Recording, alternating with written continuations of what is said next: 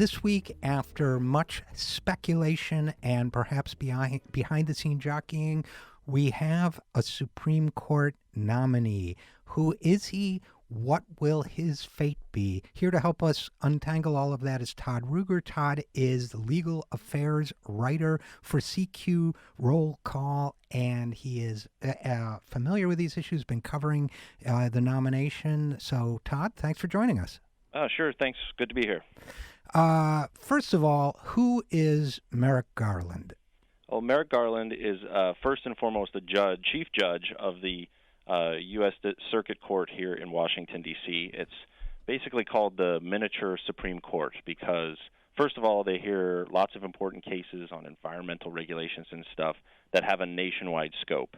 But also many of the current Supreme Court justices served on the D.C. Circuit before they were nominated to the Supreme Court. So he's the chief judge, and he's been on there for 19 years. He's been the chief judge for 3. So he's got a lot of background on the biggest issues and how to decide them and working with other judges. He before he was there, he was a prosecutor.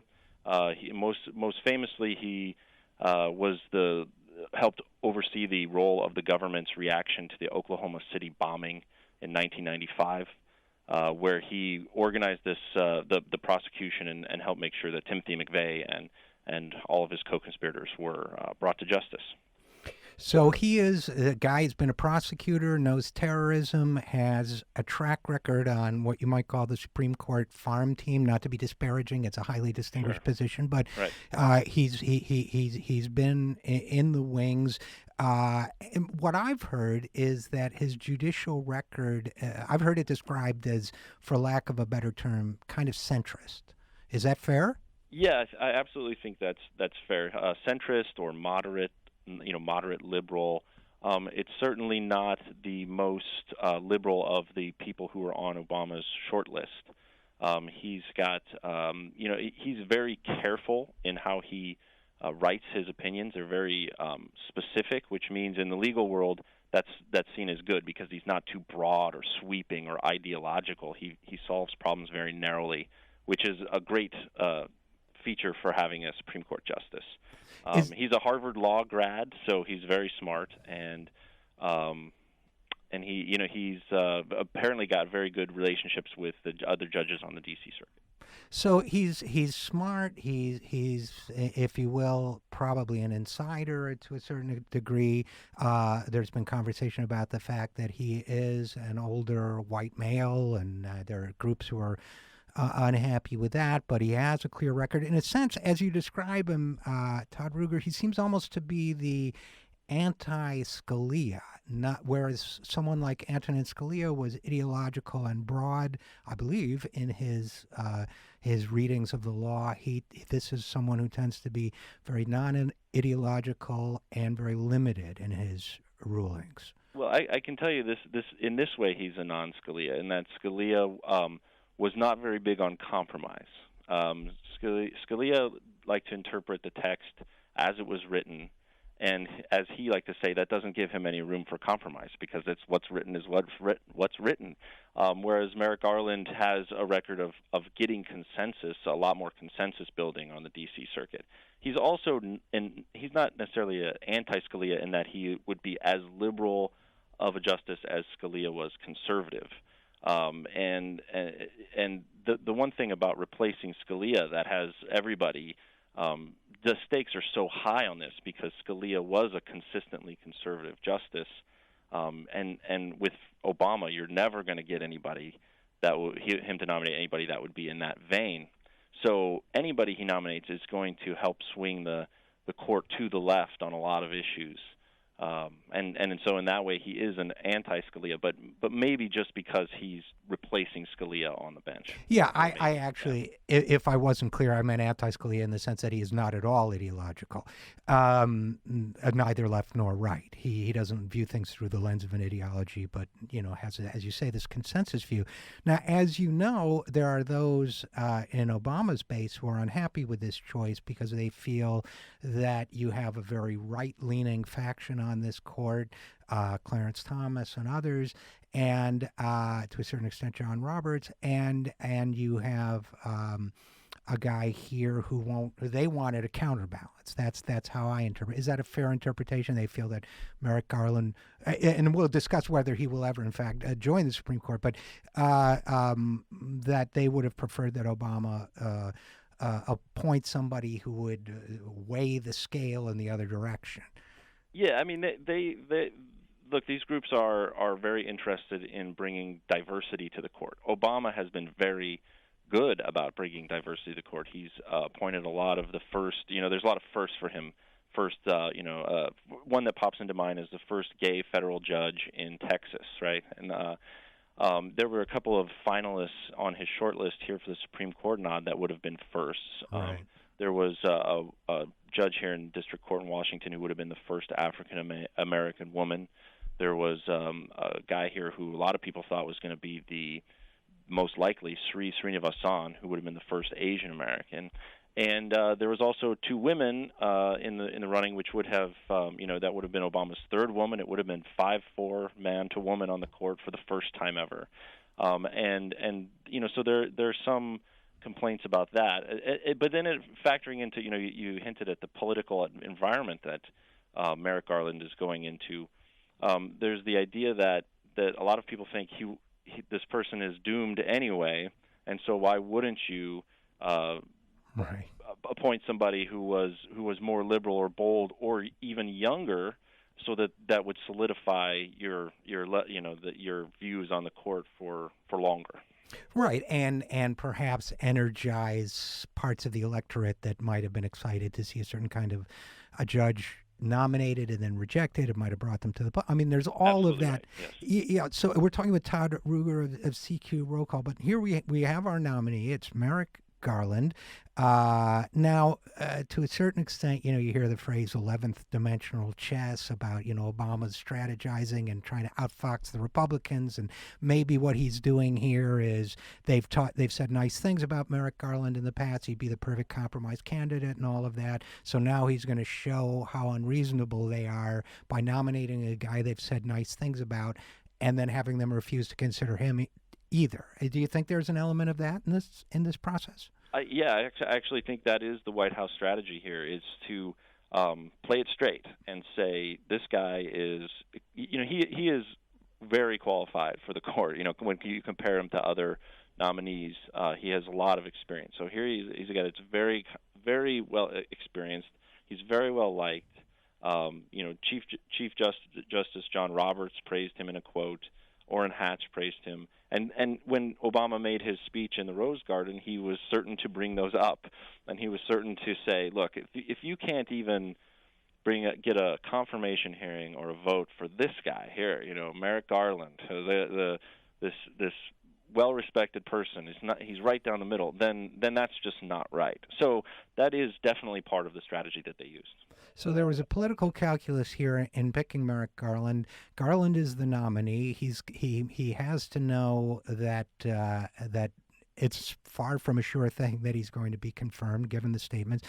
We've had a number of Mitch McConnell say no, it's too late in the president's term. He doesn't get to pick judges anymore. We're going to wait and let the next president do it. How likely is it? You've written about this. How likely is it that Merrick Garland will even get a confirmation hearing and be confirmed to the court? Right. Well, I'll start off by saying I'm not very optimistic. A lot of people are not very optimistic. The people that know Mitch McConnell and Senator Charles Grassley from Iowa, who's the chairman of the Senate Judiciary Committee, and they've taken stands against having confirmation hearings or a vote. And they're not the kind of lawmakers who change their mind too frequently when they think what they're doing is right. And so you're up against that. That said, there are a number of political scenarios that people are spinning out that theoretically could put Merrick Garland on the bench.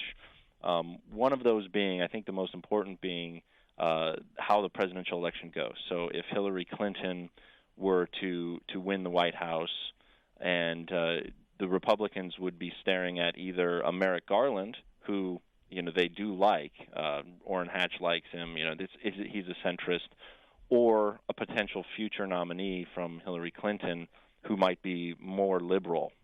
They might take the bird in the bush, and and confirm him after the election. So that's one example of the scenario where it might crack. The other scenario people talk about is that there are a number of vulnerable Republicans in the Senate, and the Democrats could possibly retake control of the Senate if there's enough of a swing, and that there's going to be a big political campaign in those states to target those senators, to pressure them to crack and say, yes, we should hold hearings if that's something that might prevent them from getting reelected. What the odds of that are, I don't know. Those senators have stayed with the Republican Party when it comes to having a vote. Some of them have agreed to hear and meet with Merrick Garland, but they haven't committed to a vote or anything yet. So, and help me through this. I don't want to put you on the spot, but help me think this through for a second here. What exactly is this principled stand, quote unquote, that the Republicans are taking, that they don't believe that Obama has the right to appoint a justice? Does that crumble at all? I mean, is it just the clock, the calendar, that you don't get to appoint in the fourth year? I don't think they can say this is an ideological choice, right? So they can't say, well, he's forcing his ideology on the people just before a new election. So do they have an argument you think they're comfortable with, that they can stand with through the election? I think if you hear Mitch McConnell talk about it, he's comfortable with his stand. And he's gotten to a place in the Senate where he knows the politics and the levers, and he's in a place where he can control. And so far, he said it just should be up to the next president. And I think part of their logic is this. This is what I'm helping you walk through here. This is their logic: is that Obama was elected in 2012 again, right? Right. And then in 2014, the Republicans took control of the Senate. And what they say is that was the people speaking, that the people did not like Obama's policies, and they wanted they swept Republicans in to the Senate to put a check on him. And so this is one of those checks. This is the people speaking through their elected representatives. They say that Obama has a constitutional duty to nominate someone, but they don't have a constitutional duty to hold a vote. They just have a duty to advise and consent. And in this particular instance, the people controlling the Senate are advising the president that they're not going to confirm any nominee. Part of the reason behind that is that they say we don't want to put somebody through this in this political atmosphere, that it would not be fair to the nominee. There's a lot of counter arguments to what they're saying, but this is essentially what they're saying. Yeah, the political argument one. I mean, the political atmosphere one strikes me as the story about the kid who killed his parents and then pleaded for mercy because he was an orphan. But that's just me. Right. As far as the other, I have to be honest and say I haven't read the Constitution lately. I think my knowledge of the constitutional principles on this comes from the old Alan Drury novel, Advise and Consent. But I have to say it doesn't entirely conform with my understanding. But if they're comfortable with it, then it sounds like they're likely to hang with it for the remainder, at least through November, right? Right. I mean, the idea being that either the politics will make them crack or it won't. And as far as the constitutional argument, that both sides are arguing that the Constitution is on their side, right. And both sides have law professors lining up that the Constitution is on their side. From my reading of it, I'm not a lawyer, but I've read a lot of analysis about it, and my reading is that it says that the president shall nominate someone with the advice and consent of the Senate, but that the consent of the Senate is not. There's no shall in that. So it does bring up a lot of arguments that are interesting, such as, well, then couldn't the Senate just get rid of the Supreme Court by attrition if they never confirmed another justice and all of them retired or died, then there you go. You don't have to worry about the Supreme Court anymore. Right, 8 down, 1 to go. right. So there is some limit to that somewhere, But right. The interesting part of it is that this is a different time than has really been around before. I mean, the Senate is more polarized than it has been in the past when there's been election year things.